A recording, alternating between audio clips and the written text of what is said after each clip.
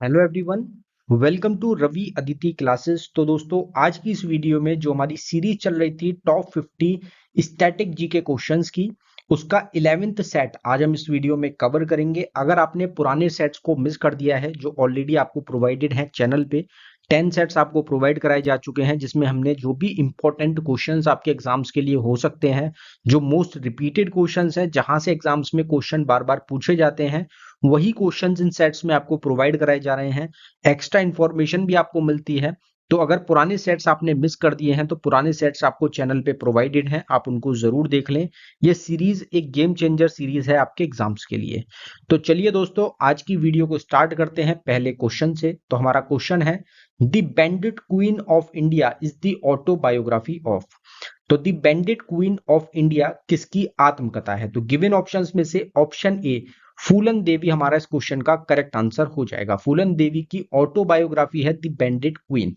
अब यहाँ पे जो क्वेश्चन है उसमें बात की गई है ऑटोबायोग्राफी यानी कि बुक्स की बात की गई है। तो बुक्स एंड ऑथर से रिलेटेड कुछ इंपॉर्टेंट क्वेश्चंस को, कुछ इंपॉर्टेंट पॉइंट्स को यहाँ पे कवर करेंगे। तो कुछ और इंपॉर्टेंट ऑटोबायोग्राफीज रहेंगी आपकी, जिसमें आता है जस्टिस फॉर द जज एन ऑटोबायोग्राफी। ये किसकी ऑटोबायोग्राफी है? रंजन गोगोई की। Six machine, I don't like cricket I love it, ये क्रिस गेल की ऑटोबायोग्राफी रहेगी। Daughter of destiny an autobiography, Benazir Bhutto की ऑटोबायोग्राफी है। Straight from the heart, Kapil Dev की ऑटोबायोग्राफी है। अनब्रेकेबल, मैरी कॉम की ऑटोबायोग्राफी रहेगी। गोल्डन गर्ल है पीटी उषा की। अनडिस्प्यूटेड ट्रुथ, माइक टाइसन की ऑटोबायोग्राफी है। The greatest, my own story, Muhammad Ali की ऑटोबायोग्राफी है। Standing my ground, Matthew Hayden की। Playing to win, Saina Nehwal की।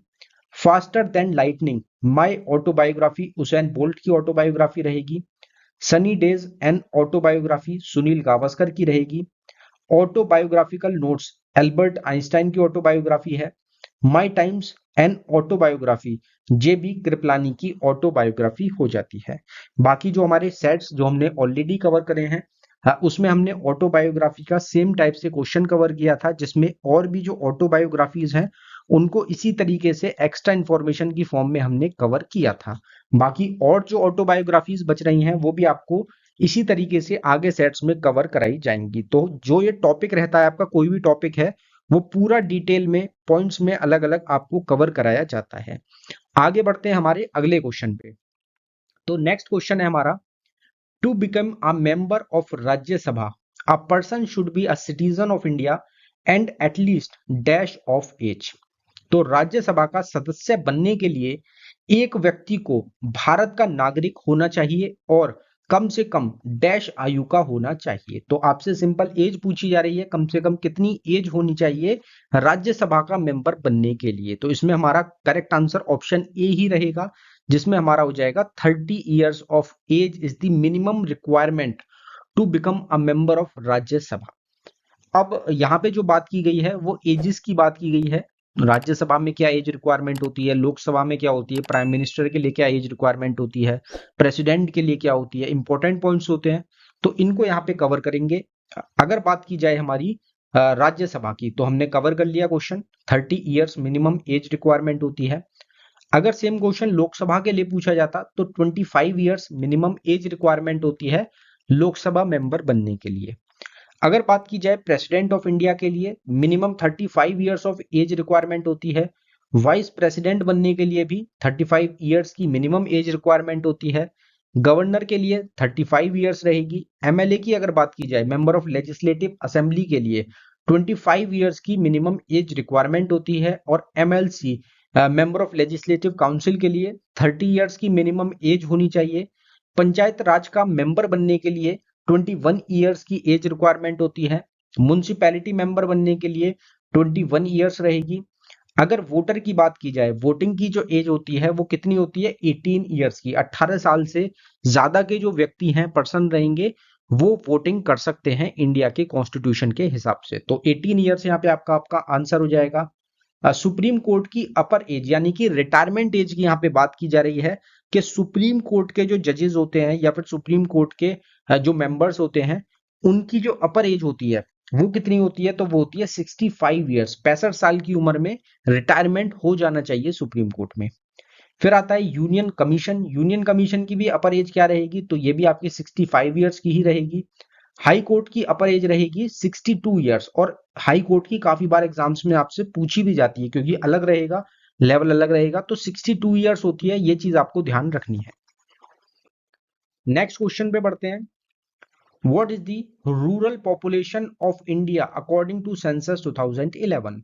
तो 2011 की जनगणना के अनुसार भारत की ग्रामीण जनसंख्या कितनी है? तो आप सबको पता है 2011 का जो सेंसस है उससे काफी क्वेश्चंस एग्जाम्स में बनते हैं, और यहाँ पे हमारा आंसर हो जाएगा option D, 68.8% is the present rural population of India according to census 2011। तो ये आपको ध्यान रखना है, 68.8% आपकी क्या रहेगी? 2011 की जो जनगणना है उसके अनुसार रूरल पॉपुलेशन रहेगी इंडिया में। अब यहाँ पे जो बात की गई है सेंसस की गई है, तो सेंसस से रिलेटेड कुछ इंपॉर्टेंट पॉइंट्स आपके रहेंगे, जैसे second highest and lowest populated state कौन सी है? तो सेकंड हाईएस्ट पॉपुलेटेड स्टेट है महाराष्ट्र, और सेकंड और आपकी लोएस्ट जो सेकंड लोएस्ट पॉपुलेटेड स्टेट है वो रहेगी मिजोरम। जो फर्स्ट है आपकी फर्स्ट पॉपुलेटेड स्टेट या फिर फर्स्ट लोएस्ट पॉपुलेटेड स्टेट, ये सब क्वेश्चंस हमने ऑलरेडी कवर करे हैं हमारे पुराने सेट्स में, तो यहाँ पे हम एक लेवल आगे की बात कर रहे हैं। तो अगर आपको पुराना देखना है, पुराने सेंसस के पॉइंट्स आपको कवर करने हैं, तो वो आपको ऑलरेडी पुराने सेट्स में मिल जाएंगे, उनको आप देख सकते हैं। जो और इम्प्रूव्ड क्वेश्चंस होते हैं, जो हाई लेवल के क्वेश्चंस थोड़े से लेवल बढ़ते हैं, तो इसी हिसाब से हमने जो क्वेश्चंस हैं वो आपको और भी आगे लेवल के आपको यहाँ पे हम कवर करा रहे हैं। हाईएस्ट पॉपुलेशन डेंसिटी किसकी है? तो वो बिहार की रहेगी 1106, और लोएस्ट पॉपुलेशन डेंसिटी है अरुणाचल प्रदेश की, जो कि रहेगी आपकी 17। सेकंड भी आपसे पूछी जाती है, इसलिए सेकंड को भी आपको यहाँ पे ध्यान रखना है। सेकंड हाईएस्ट डेंसिटी किसकी है? वेस्ट बंगाल की रहेगी 1028, और जो सेकंड लोएस्ट है वो आपकी मिजोरम की रहेगी 52। अगर बात की जाए हाईएस्ट लिटरेसी रेट की, तो वो केरला का रहेगा 94%, और अगर पूछा जाए आपसे लोएस्ट लिटरेसी रेट किसका है, तो वो बिहार का रहेगा 61.8%। ये हमने पहले भी क्वेश्चंस कवर किए हैं हाईएस्ट लोएस्ट वाले, लेकिन जो सेकंड वाले हो जाते हैं ये आपको कम जगह मिलेंगे, तो ये भी हम प्रोवाइड करा रहे हैं क्योंकि क्वेश्चंस एग्जाम्स में बने हैं आपके। अगर सेकंड लोएस्ट लिटरेसी रेट वाली स्टेट की बात की जाए, तो वो आप हाईएस्ट वाली की हाईएस्ट रहेगी मिजोरम 91.3%, और सेकंड लोएस्ट लिटरेसी रेट वाली अरुणाचल प्रदेश है 65.4% के साथ। हाईएस्ट सेक्स रेशियो वाली स्टेट रहेगी आपकी केरला 1084, और लोएस्ट सेक्स रेशियो वाली स्टेट है हरियाणा 879। अगर बात की जाए हाईएस्ट सेक्स रेशियो वाली यूनियन टेरिटरी कौन सी है, तो वो पुडुचेरी रहेगी 1037 के साथ, और लोअर सेक्स रेशियो वाली यूनियन टेरिटरी है दमन द्वीप 618 के साथ।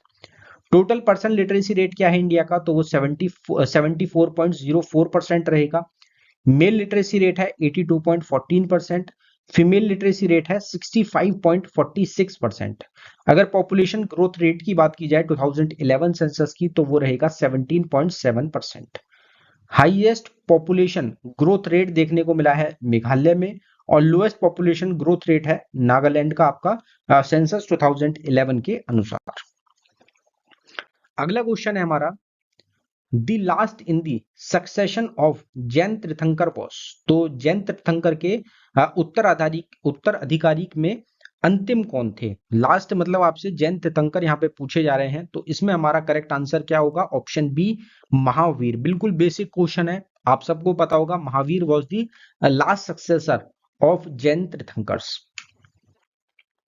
Next question books and author से ही रहेगा। Who is the author of the book a secular agenda?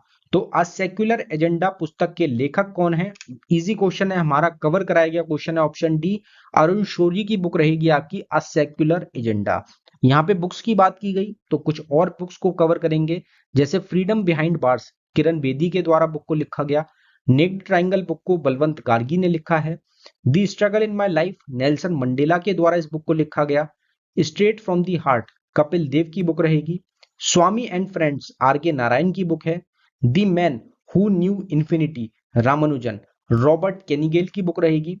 We Indians train to Pakistan exams में बहुत बार पूछी गई है, ये खुशवंत सिंह के द्वारा इस बुक को लिखा गया है, दोनों बुक्स को। अ सुटेबल बॉय बुक लिखी है विक्रम सेठ ने, ये भी बहुत बार पूछी, सभी इंपॉर्टेंट बुक्स हैं आपकी जो एग्जाम्स में रिपीटेड बुक्स हैं। तो रक्त कराबी और गीतांजलि बुक को रविंद्रनाथ टैगोर के द्वारा लिखा गया। A voice for freedom book Nayantara Sahgal की है। Kashmir behind the veils M J Akbar के द्वारा इस बुक को लिखा गया। सेटनिक वर्सेस सलमान रुश्दी की बुक है। मिडनाइट चिल्ड्रन सलमान रुश्दी की बुक है, अभी रिसेंट ही एग्जाम में आपके पूछा भी गया था। The God of small things Arundhati Roy की बुक रहेगी। मधुशाला हरिवंश राय बच्चन के द्वारा इसको लिखा गया। द ब्लाइंड एसेसिन मार्गरेट एडवुड के द्वारा इस बुक को लिखा गया है। तो कुछ इंपॉर्टेंट बुक्स को यहाँ पे प्रोवाइड कराया गया है। नेक्स्ट क्वेश्चन है हमारा, who among is known as the light of Asia. निम्नलिखित में से किसे एशिया का प्रकाश कहा जाता है। तो इसमें हमारा करेक्ट आंसर ऑप्शन बी रहेगा, जिसमें हमारे गौतम बुद्ध लॉर्ड बुद्ध भी बोला जाता है, गौतम बुद्ध जो रहेंगे इनके द्वारा इनको बोला जाता है क्या, लाइट ऑफ एशिया, यानी कि एशिया का प्रकाश। नेक्स्ट क्वेश्चन हमारा रहेगा आर्ट की फील्ड से, M S Subbulakshmi was awarded the Padma Bhushan in which year. तो एम एस सुब्बलक्ष्मी को किस वर्ष पद्म भूषण से सम्मानित किया गया था। हमने आप सबको स्टार्टिंग में ही बताया था, स्टार्टिंग के सेट्स में ही, कि जो आर्ट की फील्ड से रिलेटेड फेमस पर्सनैलिटीज हैं, एक तो आपको ये पता होना चाहिए कि वो कौन सी फील्ड से रिलेटेड हैं। अगर इंस्ट्रूमेंट प्ले करते हैं तो कौन सा इंस्ट्रूमेंट प्ले करते हैं, अगर डांस करते हैं तो कौन से डांस फॉर्म से संबंधित है, ये चीज आपको पता होना चाहिए, क्योंकि एसएससी के फेवरेट टॉपिक्स हैं ये। साथ ही साथ जो वो पर्सन रहेगा उसको अगर भारत रत्न मिला है तो कौन से ईयर में मिला, अगर पद्म विभूषण मिला है तो कौन से ईयर में मिला, पद्म भूषण और पद्मश्री, ये चीज आपको जरूर ध्यान रखनी है, क्योंकि एग्जाम्स में काफी ज्यादा इस टाइप के क्वेश्चंस देखने को मिल रहे हैं। तो एम एस सुब्बलक्ष्मी को पद्म भूषण अवार्ड से सम्मानित किया गया 1954 में। ऑप्शन ए हमारा यहाँ पे करेक्ट आंसर हो जाता है। अब पद्म भूषण अवार्ड जो है हमारे, उनको हम कवर करेंगे खासतौर से आर्ट की फील्ड में जो दिए गए हैं। तो अगर बात की जाए पहले से स्टार्टिंग से स्टार्ट करते हैं, तो जैमिनी रॉय को मिला पेंटर की फील्ड में, पेंटर रहेंगी ये पेंटिंग की फील्ड में, वेस्ट बंगाल से बिलोंग करती हैं, 1954 में इनको भी मिला था। एम एस सुब्बलक्ष्मी को म्यूजिक की फील्ड में तमिलनाडु से रहेंगी 1954, जो हमारा क्वेश्चन भी था। फिर आती है आपकी रुक्मिणी देवी अरुंधले, ये डांस की फील्ड में इनको मिला है भरतनाट्यम। आपसे डायरेक्ट पूछा जाता है Rukmini Devi Arundale is related to which dance form, तो भरतनाट्यम आपका करेक्ट आंसर हो जाएगा। इनकी स्टेट भी आप ध्यान रखें, तमिलनाडु से ये बिलोंग करती हैं, 1956 में इनको मिला था। टी बाला सरस्वती, ये भी भरतनाट्यम से, तमिलनाडु से, 1957 में इनको मिला। मुश्ताक हुसैन खान रहेंगे, ये वोकलिस्ट रहेंगे और मध्य प्रदेश से बिलोंग करते हैं, 1957 में इनको मिला है अवार्ड। एस एन रतंजंगर को म्यूजिक की फील्ड में मिला उत्तर प्रदेश से 1957 में। अलाउद्दीन खान, ये मल्टीपल इंस्ट्रूमेंट्स आपके प्ले करते हैं, वो जो मल्टीपल इंस्ट्रूमेंट्स रहेंगे इनके, वो भी आपको ध्यान रखने हैं, क्योंकि एग्जाम्स में पूछे जा सकते हैं। उत्तर प्रदेश स्टेट से ये भी बिलोंग करते हैं, 1958 में इनको मिला था। हाफिज अली खान सरोद प्ले करते हैं, मध्य प्रदेश से रहेंगे, 1960 में इनको मिला। बड़े गुलाम अली खान वोकलिस्ट रहेंगे महाराष्ट्र से, 1962 में इनको पद्म भूषण मिला। सत्यजीत रे को, ये भी मल्टीपल इंस्ट्रूमेंट से संबंधित हैं, वेस्ट बंगाल से, 1965 में इनको मिला। अली अकबर खान सरोद प्ले करते हैं, वेस्ट बंगाल से रहेंगे, 1967 में इनको मिला। पंडित रविशंकर, जो कि एग्जाम में क्वेश्चन इनका काफी बार पूछा गया, पंडित रविशंकर का जो पद्म विभूषण मिला है, भारत रत्न मिला है, वो भी आप ध्यान रखिए, हमने ऑलरेडी कवर किया है। तो ये सितार से संबंधित हैं, 1967 में इनको मिला। एम एल वसंत कुमारी को सिंगर की फील्ड में 1967 में। बिस्मिल्लाह खान को शहनाई, एग्जाम के लिए इंपॉर्टेंट क्वेश्चन, 1968 में इनको मिला। एस श्रीनिवास अय्यर सिंगर रहेंगे, 1969 में इनको पद्म भूषण अवार्ड से सम्मानित किया गया था। नेक्स्ट क्वेश्चन है हमारा, the constitution has vested the residuary powers in which article. तो संविधान में अवशिष्ट शक्तियां किस अनुच्छेद में निहित हैं। तो इसमें हमारा करेक्ट आंसर क्या होगा, आर्टिकल 248। जो हमारा कॉन्स्टिट्यूशन है उसमें पावर्स रहेंगी आपकी, रेजिडरी पावर्स जो है वो वेस्टेड है कॉन्स्टिट्यूशन में under the article of 248। Next question रहेगा, Qutub Minar which is located in Delhi was built by whom। तो दिल्ली में स्थित है आपका कुतुब मीनार, किसके द्वारा इसको बनवाया गया था। तो इसमें ऑप्शन डी कुतुबुद्दीन ऐबक के द्वारा जो ये कुतुब मीनार है इसको बनवाया गया था दिल्ली में। अब यहाँ पे फेमस साइट्स की बात की गई है तो दो क्वेश्चंस आपको ध्यान रखने होते हैं इसमें। एक तो कहाँ पे लोकेटेड है, जैसे कुतुब मीनार कहाँ पे लोकेटेड है, दिल्ली में। फिर किसके द्वारा बनवाया गया, तो दोनों पॉइंट्स को यहाँ पे कवर करते हैं, कुछ इंपॉर्टेंट टॉपिक्स को। तो ताजमहल आपका आगरा में उत्तर प्रदेश में लोकेटेड है, जिसको शाहजहां के द्वारा बनवाया गया था। कुतुब मीनार आपका दिल्ली में, जो हमारा क्वेश्चन है, कुतुबुद्दीन ऐबक के द्वारा बनवाया गया। रेड फोर्ट आपका दिल्ली में लोकेटेड है, जिसको शाहजहां के द्वारा बनवाया गया। हवा महल जयपुर राजस्थान में लोकेटेड है, जिसको सवाई प्रताप सिंह के द्वारा बनवाया गया। चार मीनार रहेगा हैदराबाद तेलंगाना में, जिसको कुली कुतुब शाह के द्वारा बनवाया गया था। गोलकुंडा फोर्ट हैदराबाद में ककाटिया डायनेस्टी के रूलर्स ने बनवाया। लोटस टेम्पल दिल्ली में फरीबोर्ज सहबा के द्वारा बनवाया गया। जंतर मंतर रहेगा जयपुर में, जिसको जय सिंह सेकंड ने बनवाया था। अंबर फोर्ट जयपुर में लोकेटेड है, जिसको राजा मानसिंह फर्स्ट ने बनवाया था। सांची स्तूपा सांची मध्य प्रदेश में, जिसको सम्राट अशोक के द्वारा बनवाया गया था। ग्वालियर फोर्ट आपका ग्वालियर में लोकेटेड है, जिसको तोमर डायनेस्टी के रूलर्स ने बनवाया। फतेहपुर सीकरी आगरा उत्तर प्रदेश में अकबर के द्वारा बनवाया गया था।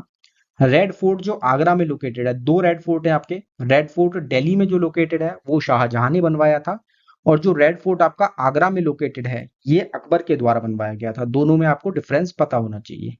रानी की वाव आपका पतन गुजरात में लोकेटेड है, जिसको क्वीन उदयमती के द्वारा बनवाया गया था। नेक्स्ट क्वेश्चन है हमारा, Alps mountain range is located in which continent. तो एल्प्स पर्वत श्रृंखला किस महाद्वीप में स्थित है, तो इसमें हमारा करेक्ट आंसर ऑप्शन ए रहेगा। यूरोपियन यूनियन जो रहेगा आपका, जो कॉन्टिनेंट रहेगा, वहां पे आपको देखने को मिलेगा Alps mountain range.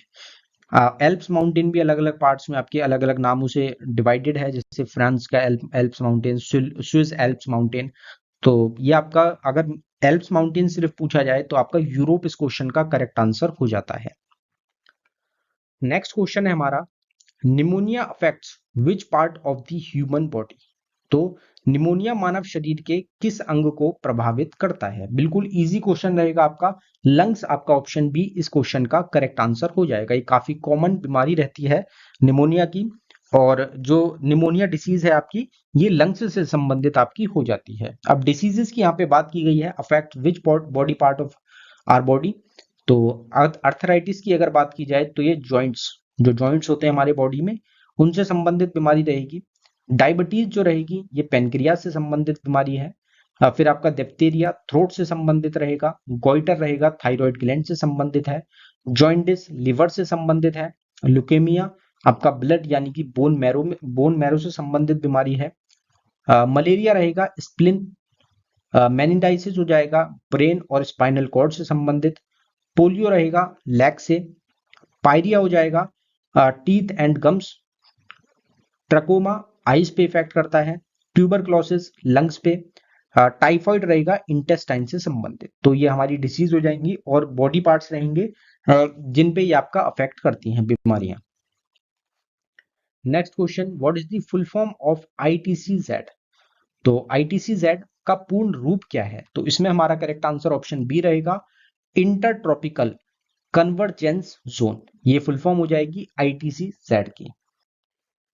Next question, Ustad Amjad Ali Khan is related to which gharana. तो उस्ताद अमजद अली खान का संबंध किस घराना से है, तो आप सबको पता है किराना घराना से संबंधित है आपके उस्ताद अमजद अली खान। अब यहाँ पे घरानास की बात की गई है तो कुछ घरानास को कवर करेंगे, जिसमें आपका पंडित रविशंकर मेहर घराना से संबंधित है।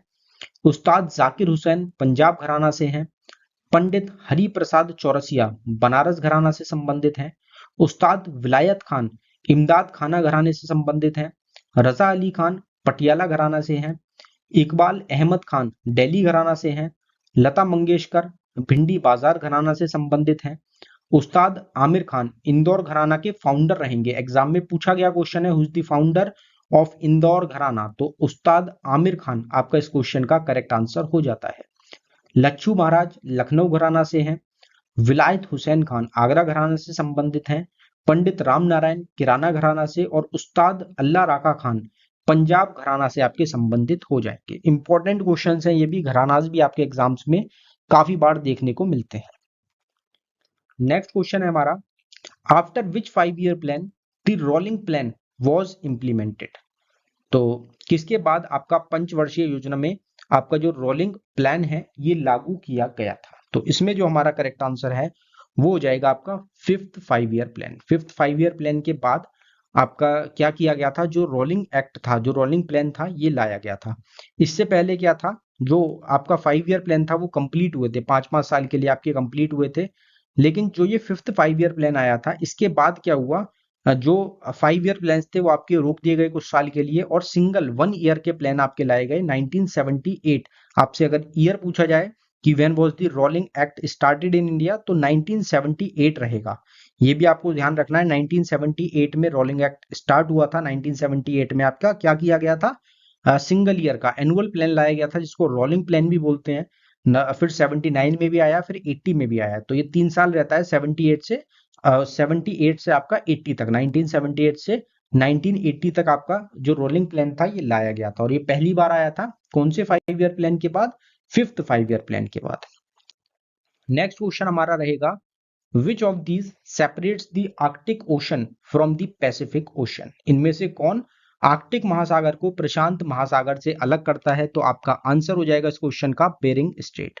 बेरिंग स्ट्रेट सेपरेट करता है आर्कटिक ओशन को पैसिफिक ओशन से। अगर ओशंस की बात की जाए तो लार्जेस्ट ओशन या फिर डीपेस्ट ओशन पैसिफिक ओशन रहेगा। स्मॉलेस्ट ओशन है आपका आर्कटिक ओशन। पैसिफिक और अटलांटिक ओशन कहाँ पे मीट करते हैं, कौन से लैंड मास पे, तो केप हॉर्न पे आपके मीट करते हैं पैसिफिक ओशन और अटलांटिक ओशन। केमिकल कंपाउंड क्या रहेगा ओशन का जो होता है वो सोडियम क्लोराइड रहेगा। अमेज़न रिवर कहाँ पे, कौन से ओशन में फ्लो करती है, तो अटलांटिक ओशन में फ्लो करती है। विच ओशन इज हवाई इन, तो हवाई कौन से ओशन पे है, तो पैसिफिक ओशन पे रहेगा। बे ऑफ बंगाल एंड अरेबियन सी कौन से ओशन में है, तो इंडियन ओशन में रहेगा। Ocean west to United Kingdom, तो कौन सा ओशन है वेस्ट में यूनाइटेड किंगडम में, तो वो अटलांटिक ओशन रहेगा। How many islands found in Pacific ocean, तो करीब करीब अप्रोक्सीमेटली 25,000 आइलैंड्स हैं पैसिफिक ओशन पे। 3 कैटेगरीज ऑफ मरीन लाइफ कौन कौन सी हैं, तो प्लैंकटन, नेक्टॉन्स और benthos. Deepest natural oceanic trench कौन सा है दुनिया का, तो वो आपका मरीना ट्रेंच रहेगा। तो ये ओशन से संबंधित कुछ क्वेश्चन है। Next question, the energy of wind is, तो पवन की जो ऊर्जा होती है वो कौन सी होती है, वो होती है आपकी kinetic energy. Kinetic energy is the energy of wind.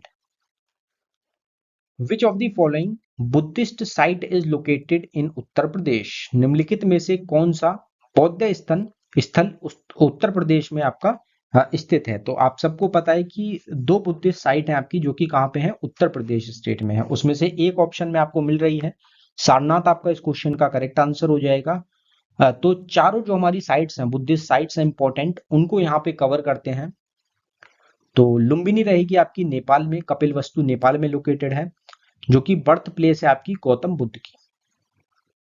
बोध गया महाबोधि टेम्पल जो बिहार में रहेगा, वहां पे बोध गया रहेगा, पीपल ट्री रहेगा जिसके नीचे आपका जो अटेन किया गया था एनलाइटमेंट यानी कि नॉलेज की प्राप्ति की थी गौतम बुद्ध ने। फिर सारनाथ ये आपका उत्तर प्रदेश में रहेगा जो कि हमारा आंसर भी है, यहाँ पे पहला सरमन दिया गया था गौतम बुद्ध के द्वारा। फिर आपका दूसरी जो उत्तर प्रदेश की साइट है वो कुशीनगर रहेगी उत्तर प्रदेश में, जहां पे डेथ हुई थी आपकी अटेन किया गया था परिनिर्वाण गौतम बुद्ध के द्वारा। तो ये आपकी 4 इंपॉर्टेंट साइट्स हैं गौतम बुद्ध की लाइफ से, गौतम बुद्ध से संबंधित, बुद्धिज्म से संबंधित आपकी हो जाती हैं। नेक्स्ट क्वेश्चन है हमारा, विच programme given the slogan of गरीबी हटाओ, तो गरीबी हटाओ का जो नारा था ये किस कार्यक्रम के तहत दिया गया था, मतलब कौन से 5 ईयर प्लान में जो गरीबी हटाओ का नारा है, स्लोगन है, ये आपका रिलेटेड है। तो इसमें हमारा 5th 5 ईयर प्लान ही इस क्वेश्चन का भी आंसर आपका हो जाता है।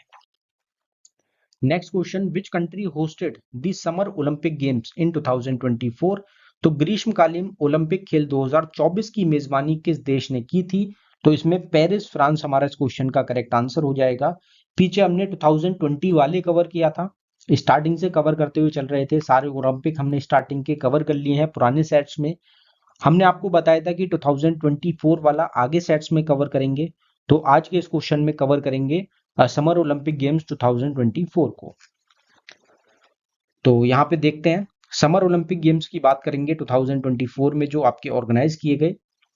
अगर बात की जाए समर ओलंपिक गेम्स 2024 की, तो हमारा क्वेश्चन जो था होस्ट किसके द्वारा किया गया, तो पेरिस फ्रांस के द्वारा इसको होस्ट किया गया। इसका मोटो क्या था, तो गेम्स वाइड ओपन इसका मोटो रहेगा। प्रेसिडेंट कौन थे इंटरनेशनल ओलंपिक कमेटी के, तो वो थे थॉमस बैक। अगर चैंपियन की बात की जाए तो चैंपियन रहा United states of America 126 medals के साथ, जिसमें 40 गोल्ड मेडल्स थे, 44 सिल्वर मेडल्स और 42 ब्रॉन्ज मेडल शामिल थे। इसमें रनर अप रहा टीम चाइना की 91 मेडल्स के साथ, 40 गोल्ड, गोल्ड में टाई था यूएसए और चाइना में, 27 सिल्वर और 24 ब्रॉन्ज। थर्ड नंबर पे आपका जापान की टीम रही 45 मेडल्स के साथ, जिसमें 20 गोल्ड शामिल थे, 12 सिल्वर थे और 13 ब्रॉन्ज मेडल शामिल थे।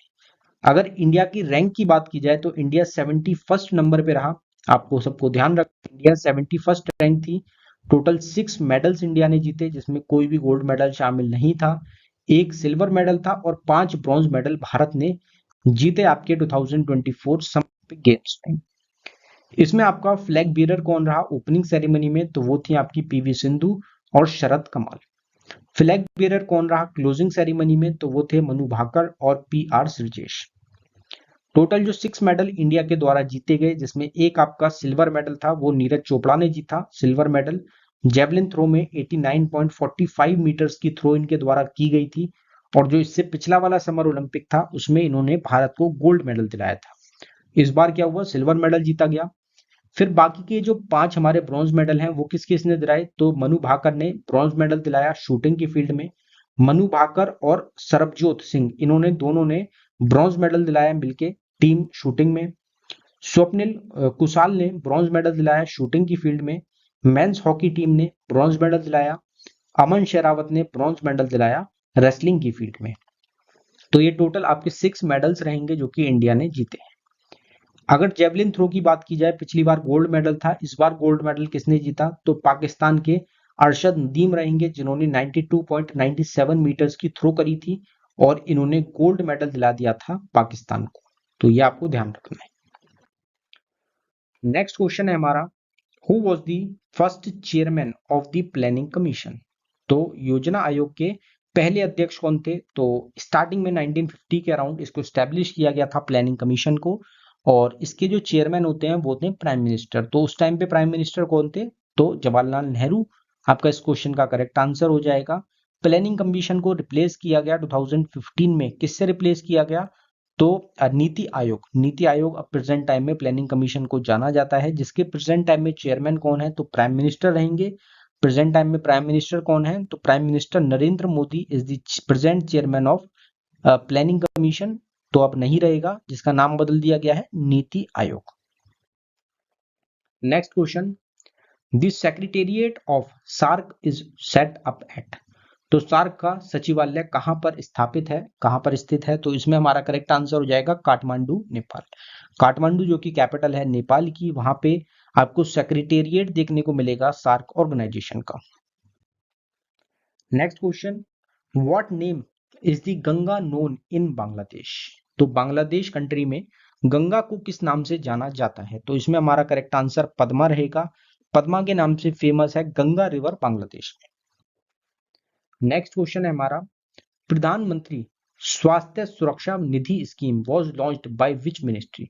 तो प्रधानमंत्री स्वास्थ्य सुरक्षा निधि योजना किस मंत्रालय द्वारा शुरू की गई थी, तो इसमें हमारा करेक्ट आंसर ऑप्शन ए रहेगा, ministry of health and family welfare ministry के द्वारा लॉन्च किया गया था प्रधानमंत्री स्वास्थ्य सुरक्षा निधि स्कीम को।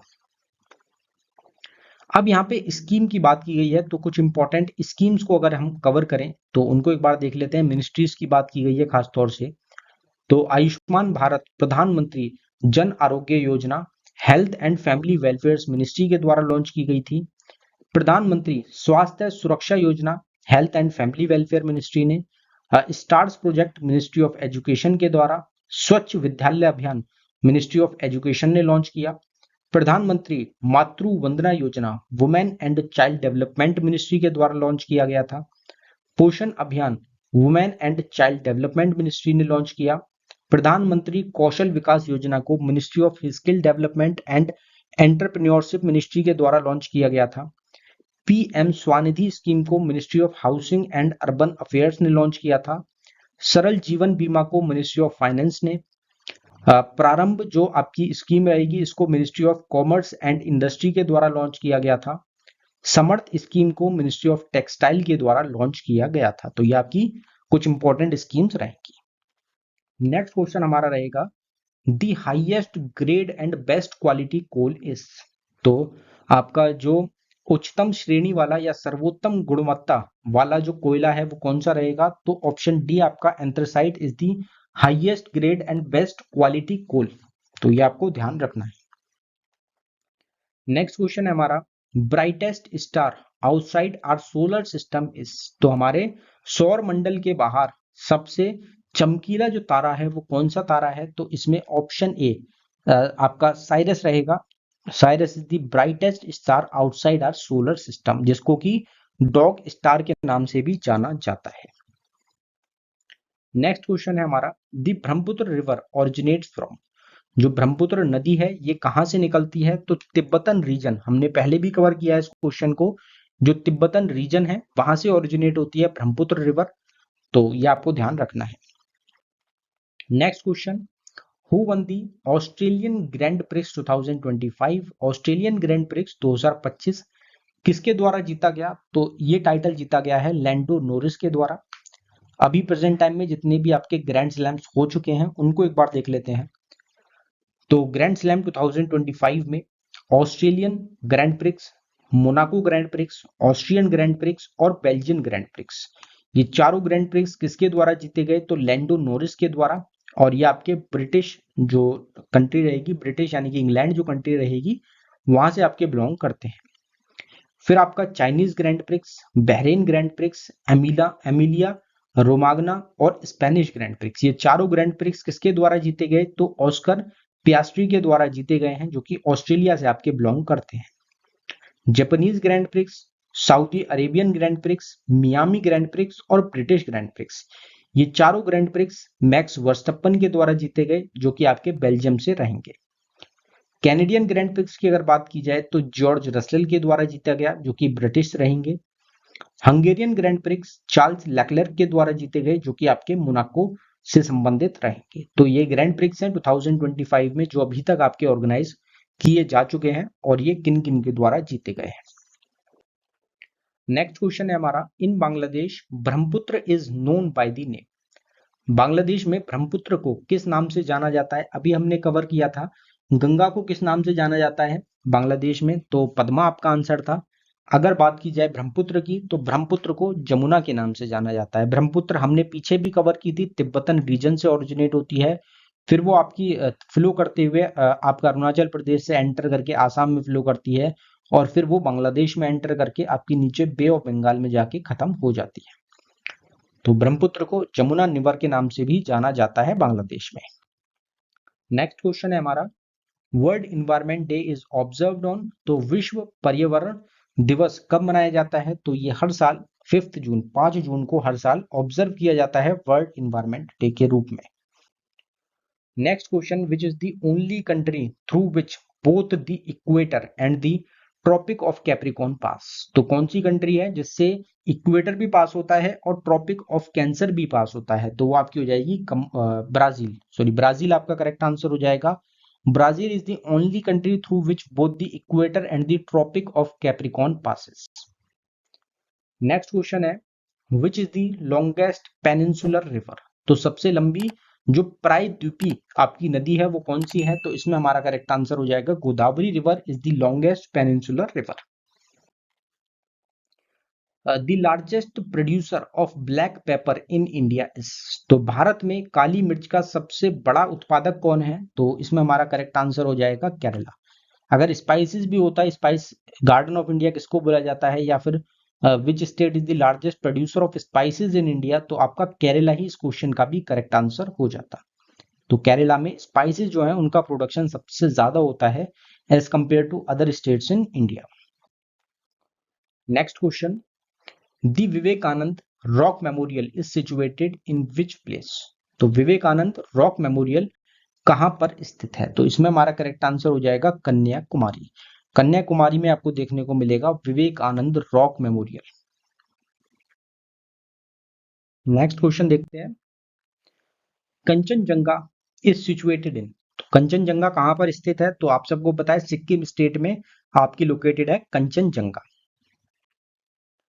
विच rock are called primary rocks? तो कौन सी चट्टान को प्राथमिक चट्टान कहा जाता है? तो इसमें हमारा करेक्ट आंसर ऑप्शन ए रहेगा।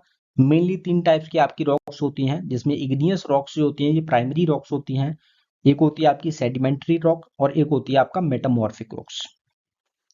Next question, which city is known as the Manchester of South India? तो किस शहर को दक्षिण भारत का मैनचेस्टर भी कहा जाता है? तो इसमें हमारा ऑप्शन सी कोयम्बटूर इस क्वेश्चन का करेक्ट आंसर हो जाएगा। Next question, what is the time difference between GMT and IST? तो जीएमटी और आईएसटी के बीच में जो समय का अंतर है, जो टाइम डिफरेंस है, वो कितने आवर्स का है, कितने समय का है? तो इसमें जो हमारा करेक्ट आंसर हो जाएगा वो हो जाएगा ऑप्शन डी 5.5 आवर्स। तो 5.5 घंटे का डिफरेंस देखने को मिलेगा आपको जीएमटी टाइम और इंडिया के टाइम में। जीएमटी की फुल फॉर्म क्या है?